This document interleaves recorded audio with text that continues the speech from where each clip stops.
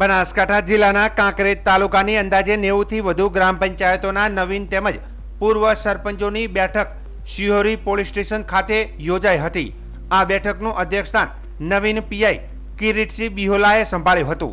બેઠક દરમિયાન પીઆઈએ કાયદો અને વ્યવસ્થા જળવાઈ રહેવા, દીકરીઓ પર બનતા બનાવોને રોકવા, સોશિયલ મીડિયાના દુરુપયોગ અને સાયબર ક્રાઇમ અંગે ગ્રામજનોમાં જાગૃતિ લાવવા પર ભાર મૂક્યો હતો।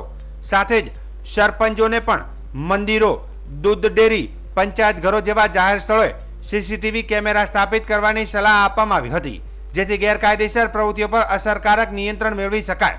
बेठकमां सरपंचोना विविध प्रश्नों सांभळीने तेमना उकेल माटे पीआई खातरी आपी हती। चर्चा दरमियान थरा शिहोरी ट्राफिक समस्या, स्कूल छूटवाना समय असामाजिक तत्वों पर नजर राखवी, रात्रि दरमियान पेट्रोलिंग वधारवुं, नर्मदा मुख्य केनाल पासे दारूना गैरधंधा पर नियंत्रण जेवी बाबतों पर खास भार मुकायो हतो।